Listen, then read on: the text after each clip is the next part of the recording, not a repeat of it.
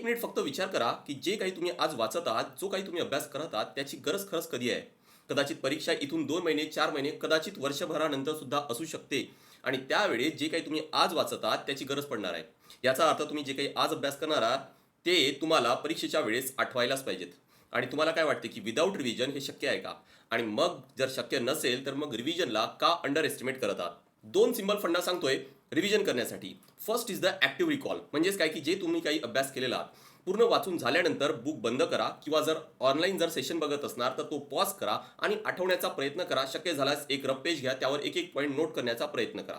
याला सिंपल म्हणतात काय तर ॲक्टिव्ह रिकॉल. दुसरा आहे की ठीक आहे की आता तुम्हाला लगेच तर आठवत आहे, पण परीक्षेपर्यंत कसं लक्षात राहील? यासाठी जनरली जे टॉपर्स आहेत किंवा कोणत्याही अधिकाऱ्यांचे तुम्ही व्हिडिओज बघा, तुम्हाला एक लक्षात येईल की त्यांनी जो काही आज अभ्यास केलेला आहे तो उद्या परत त्यांनी रिवाईज केलाय, 1 आठवड्यानंतर परत रिवाईज केलंय आणि 1 महिन्यानंतर परत रिवाईज केलंय. म्हणजे त्यांनी ते परत परत स्वतःला रिकॉल करण्याचा प्रयत्न केलाय. एक्झाममध्ये नक्की त्या गोष्टी त्यांना आठवणार आहेतच.